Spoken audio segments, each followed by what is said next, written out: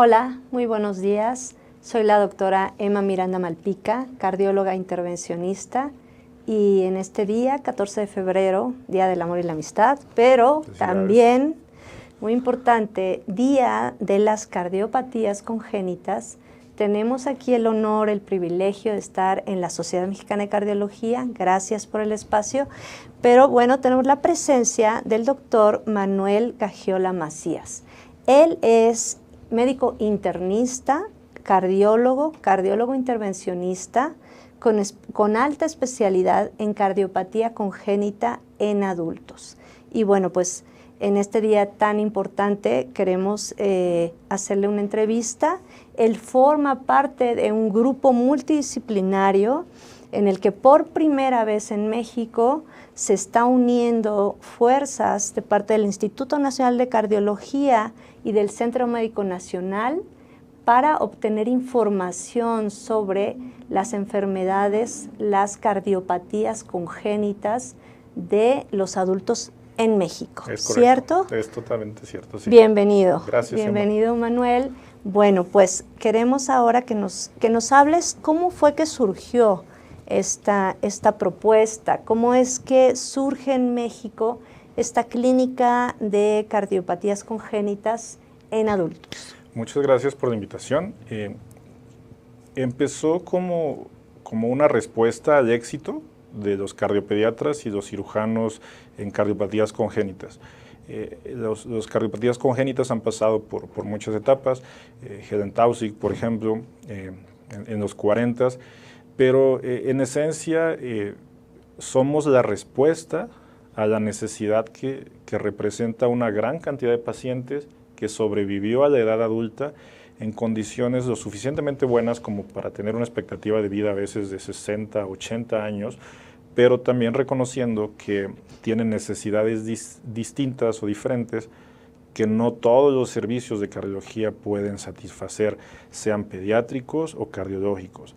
Es importante decir que en el Instituto de Cardiología desde 2015-16, como una de las iniciativas del doctor Jorge Cosío, se formaron las clínicas de atención cardiológica especializada en el que se reconocía que dado el alto porcentaje de estos pacientes, en ese momento 1 de cada 3 pacientes de nuevo ingreso al Instituto de Cardiología era un cardiópata congénito adulto. Necesitaban formalmente una clínica multidisciplinaria y pues así empezamos. En Centro Médico, la doctora Lucely Yáñez tenía también un proyecto similar que estaba ya también muy bien consolidado y ahora tenemos el privilegio de trabajar en conjunto. Qué maravilla. Justo platicábamos con la cardióloga pediatra, arritmióloga, la doctora Nereida Gutiérrez, sobre estos niños que ahora tienen la ventaja, la oportunidad de ser tratados. Es correcto. Y entonces llegan a la edad adulta con el antecedente de una enfermedad congénita, de una cardiopatía congénita, o en ocasiones desafortunadas llegan con un diagnóstico tardío o casi tardío. Entonces, cuéntanos cuál es tu experiencia, cuéntanos por favor cuáles son las patologías más frecuentes que ustedes ven en estas clínicas de cardiopatías congénitas del adulto. Gracias. Creo que podemos dividir a los pacientes en dos. Aquellos pacientes que venían de un servicio cardiopediátrico, que son los que tienen el mejor pronóstico porque tuvieron un diagnóstico y una atención oportuna en la mayoría de los casos, y aquellos que vienen por primera vez. En esta ocasión, dado que nuestro foco es en intervención, quiero compartir con ustedes que la cardiopatía congénita más frecuente en la etapa adulta es la comunicación interauricular. Es una cardiopatía congénita sumamente prevalente que por sus características clínicas y hemodinámicas tiende a una presentación que supera la adolescencia. No es raro en absoluto que incluso enfrentes escenarios de hombres y mujeres que en los 50 años están haciendo una valoración de riesgo cardiovascular preoperatorio, escuchas un soplo y descubres que oh cielos, tienen una comunicación interauricular. Otro de los escenarios comunes es el de secuelas. Muchos pacientes que fueron operados oportunamente en la infancia, fístulas sistémico-pulmonares o correcciones, y ahora tienen una degeneración de los injertos o degeneración de las reparaciones valvulares, y ahora enfrentas a un paciente en segunda o tercera cirugía con una valvulopatía que implica para él insuficiencia cardíaca. Ok, entonces, ¿existe una edad límite para tratar o considerar la corrección de una comunicación interauricular? No existe. Una de las cosas que hemos aprendido como grupo es que la corrección y tratamiento intervencionista o quirúrgico de las cardiopatías congénitas debe incluirse dentro de una estrategia global de tratamiento de insuficiencia cardíaca. Es decir, las correcciones no curan. Las correcciones son una parte muy valiosa dentro de todo el arsenal terapéutico para tratar que un paciente no evolucione o se regrese de un escenario de insuficiencia cardíaca. Específicamente en comunicación interauricular, si bien es cierto que una reparación tardía implica que probablemente tengas más riesgo de arritmias o que no puedas revertir ese riesgo, está demostrado que en grupos de 60 a 80 años, cuando el cortocircuito en CIA se mantiene de izquierda a derecha, el cierre de la comunicación interauricular, que en más del 80% de los casos se puede hacer por vía intervencionismo, tiene un impacto bastante consistente en recuperación de clase funcional. Estamos hablando de hombres y mujeres de 60, 70, incluso 80 años, en los que a la vuelta de un año puedes ver como un alto porcentaje que estaba en clase funcional 3, si nos gusta esa clasificación aún, está en 2 y 1. Okay. Entonces, no, la edad no es un límite. ¿Deberás esperarte a que estén en clase funcional 3 y 4 para cerrar el defecto? Esa es una muy buena pregunta y la respuesta es que no. Una de las características que hacen un poco complejo el abordaje en cardiopatías congénitas del adulto es que los pacientes no saben qué tan cansados están hasta que ya no están cansados. Claro. Porque han aprendido a aceptar esa limitación en clase funcional que se ha ido instaurando de manera insidiosa. Entonces, no, definitivamente no. La mayoría de estos pacientes subestiman el gran deterioro que esta cardiopatía congénita les ha dado. Entonces, en palabras de otro de nuestros maestros, el doctor García Montes, es cuando la ves, la cierras, ¿no? Siempre y cuando tengas un contexto hemodinámico favorable. Por supuesto. Sí. En el caso de foramen oval permeable, ¿qué me puedes decir de un foramen oval permeable? Foramen oval permeable. Foramen oval permeable es una condición en la que el septum interauricular permite un flujo de derecha a izquierda. Entonces, de entrada, no es una cardiopatía congénita como tal, es un defecto funcional. El cortocircuito es de derecha a izquierda y de ahí su implicación en el riesgo trombótico, ¿no? Un trombo que se origina en la circulación derecha pasa a través de este defecto a la circulación izquierda y emboliza a la circulación cerebral. Es controversial la corrección como estrategia de prevención primaria, pero reitero, es controversial, no es prohibida. Es muy consistente que debemos cerrarlo cuando tienes un evento vascular cerebral en el que la implicación del foramen oval es muy probable. Por ejemplo, si tienes una mujer, 40, 50 años, quizás hasta 60 años, sin gran riesgo aterotrombótico, que tuvo un EBC, podrías intentar cerrarlo.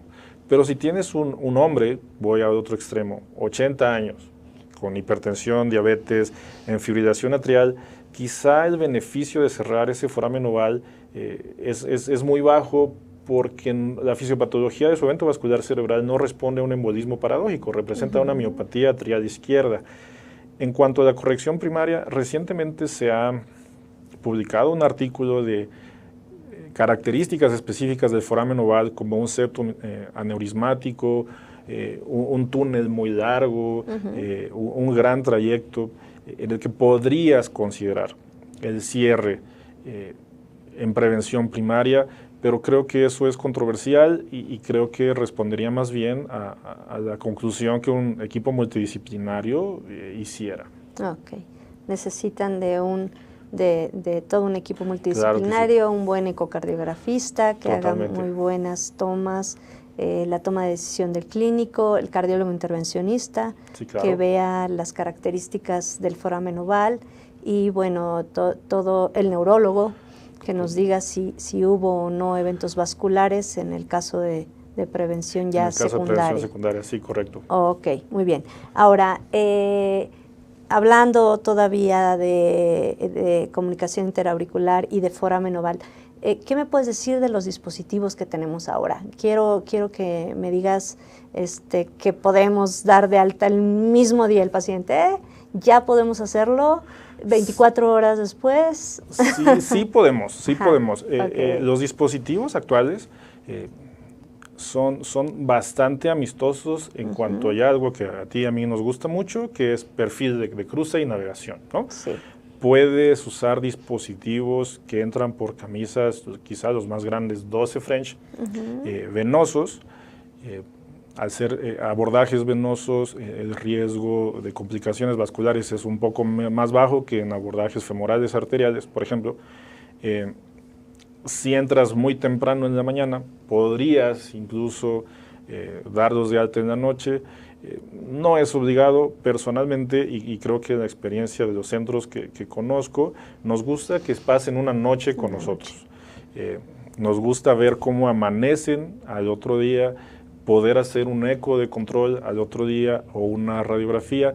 El clásico es Amplatzer, ¿no? Pero hay fíbula, hay cera, hay incluso unos dispositivos nuevos en los que ya son mucho más amistosos, como es GOR, que implican una menor carga de metal dentro de la aurícula, ¿no? Sí. Recuerden que en CIA la medida del dispositivo está dada por la cintura, pero el disco de retención llega a ser hasta 12 a 14 milímetros por arriba de la cintura. Entonces, de pronto tienes un disco de 50 o 52 milímetros que está en la aurícula izquierda. Entonces, quizá la valoración de la aurícula izquierda es capital. Respecto al dispositivo que mencionas, el dispositivo de GOR es muy esperanzador para nosotros, que así como ahora en TAVI tenemos distintos dispositivos que se adaptan a distintas anatomías, parecería que podríamos escoger ahora el mejor dispositivo para el mejor paciente. Creo que eso todavía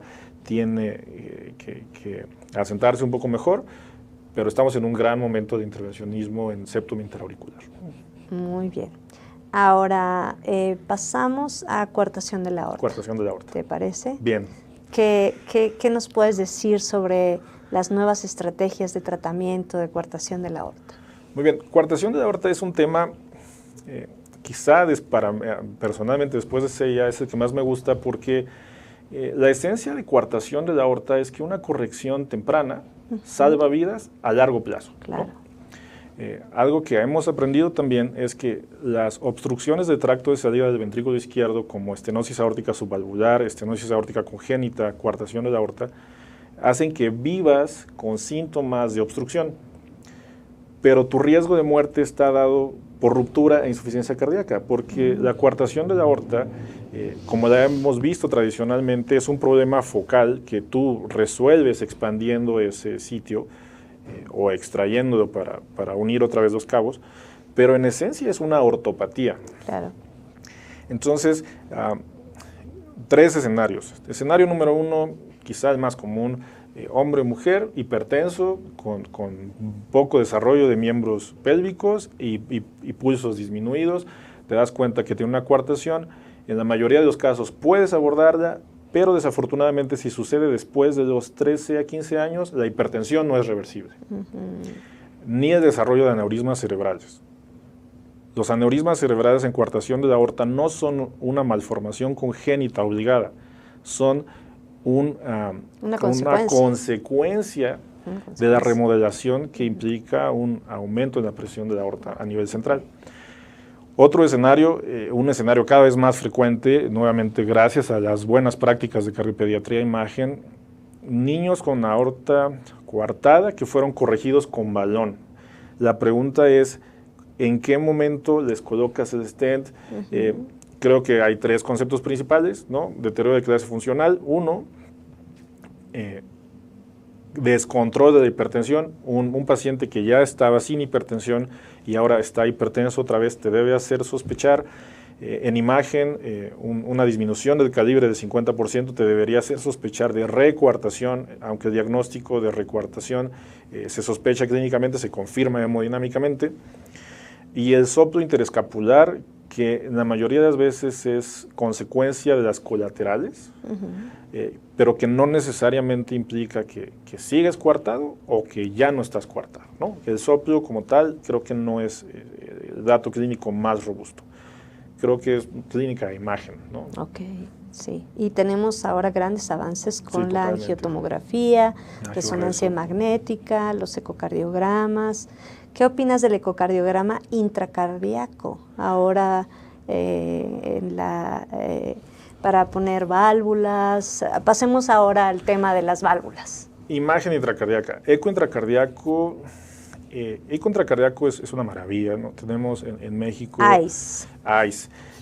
El perfil es bajo, ¿no? Puedes entrar con 8 a 10 French, ¿no? Sí. 10 French para una ACONAP, por ejemplo. Te permite una valoración muy a modo de lo que buscas tratar. Quizá en resolución no es tan bonita, resolución espacial no es tan bonita como el eco tridimensional, pero por ejemplo, en comunicación interauricular muchas veces tú vas por un diámetro que te dijeron del defecto, ¿no? 20 milímetros.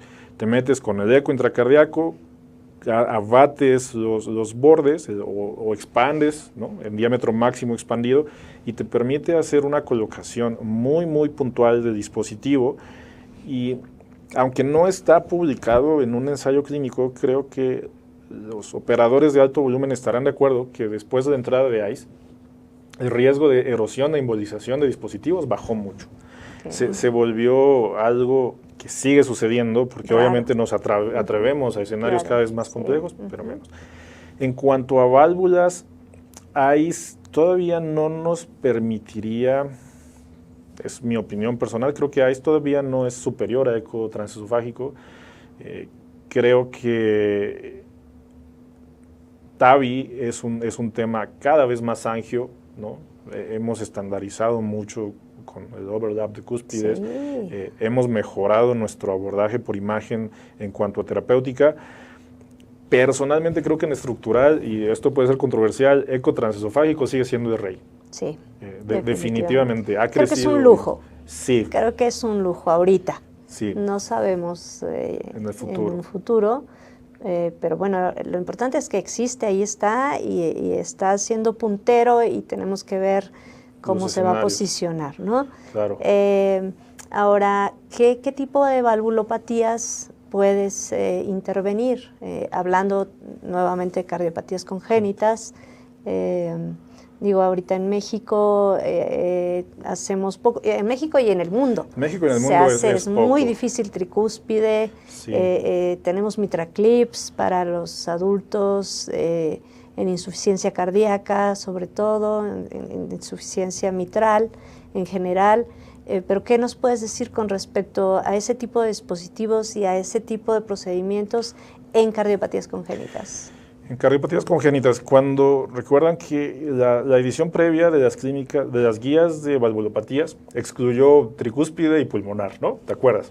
Asumieron, saben, son congénitos, son raros, nos enfocaremos en aórtico mitral como primarios y tricúspide en concordancia con mitral y aórtico como una complicación de una valvulopatía primaria izquierda, ¿no? Entonces voy a hablar de derechas.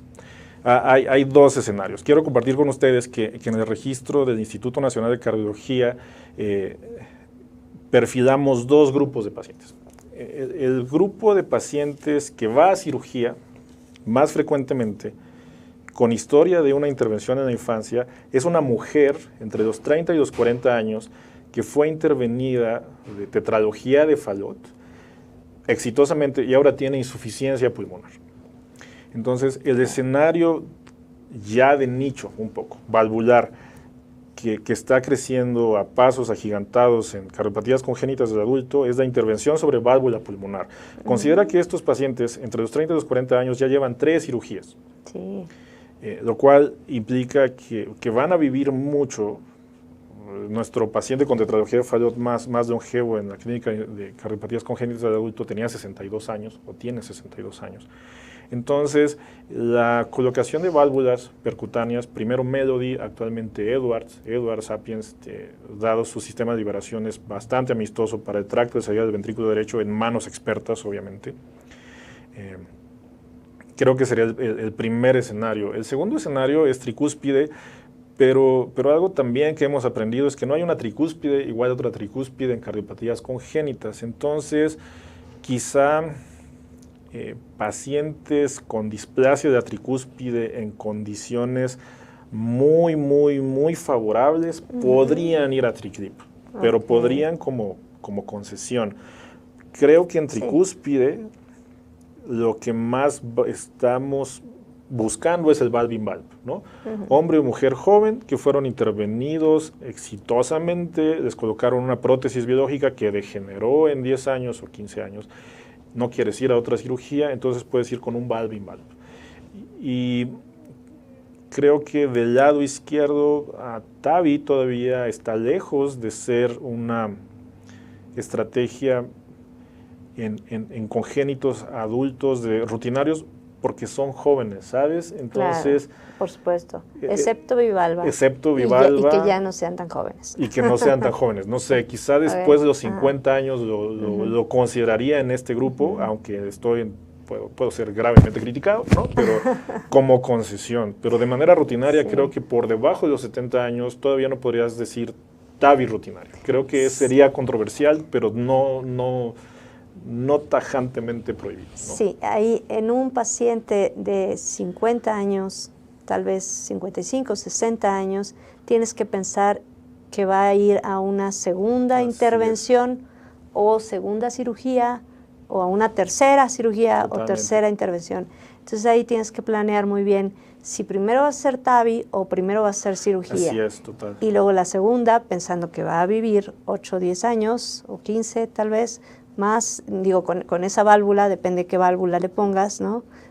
Siendo muy positiva, sí, claro. ¿no? Siendo muy positiva, entonces ya planeas la segunda intervención o cirugía e inclusive una tercera. Entonces sí tienes que pensar en un futuro a 30 años si estás viendo un paciente de 50 años. ¿Estás de acuerdo? Estoy totalmente de acuerdo y me encanta que la manera tan clara en que lo expusiste, porque algo en congénitos del adulto o cardiopatías congénitas del adulto, y creo que cada vez más en esta mezcla de intervención, cirugía, debes pensar en una corrección por etapas, ¿no? Creo que el concepto es etapas.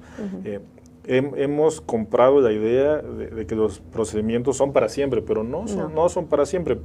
Y no son para siempre porque los pacientes viven mucho. Sí, y no son para siempre. Y tú los estás viendo ahorita, ¿no? Después de 10, 15 años que les hicieron un procedimiento que pensaron que pues era para siempre y siguen ahí. Entonces debes anticipar las etapas y en este sentido de anticipar etapas, creo que considerar una estrategia que involucra cirugía, tratamiento médico, rehabilitación, intervención y otra vez regreso es básica.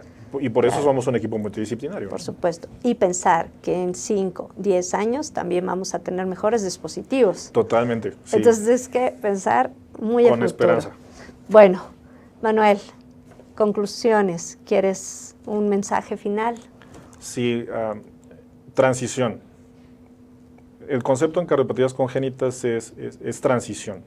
Las cardiopatías congénitas son consecuencia de una transición no completa entre una circulación fetal y una circulación extrauterina. Entonces, las cardiopatías congénitas son producto de una transición no exitosa entre dos patrones circulatorios. Las cardiopatías congénitas del adulto son producto de una transición sumamente exitosa entre esos pacientes que nacieron muy graves y ahora están en un contexto funcional adecuado, pero que van a enfrentar retos. Transición entre los servicios de cardiopediatría y de cardiología de adultos es el objetivo a alcanzar. Si logramos todos tener ese concepto de transición en nuestras cabezas cuando estamos viendo a estos pacientes, lo vamos a lograr aún mejor. Y sabes, para acabar con con esto, porque solo quisiera poner esto sobre la mesa, es transición. La transición se planea entre los 12 y los 13 años. No te esperas a los 18 años, no te esperas en su cita siguiente en los 5 años, salúdenme al doctor Edgar García, doctor Gagiola, doctor Lucelía en cardiopatías congénitas de adulto, porque hasta se les va a olvidar el nombre, ¿no? La transición se empieza a preparar al inicio de la adolescencia, entre los 2 y los 15 años, y eso es lo que ha hecho que en el mundo avanzado haya más cardiópatas congénitos adultos que pediátricos. Claro. Entonces mi punto sería transición. Muchísimas gracias, Manuel. Muchas gracias. Gracias a ti. Aprendimos muchísimo el día de hoy. Muchas gracias por la invitación a la Sociedad Mexicana de Gracias. Cardiología. Y bueno, pues seguimos aquí Muchas gracias. por la cardiología de México, por la cardiología intervencionista en México. Gracias. Gracias.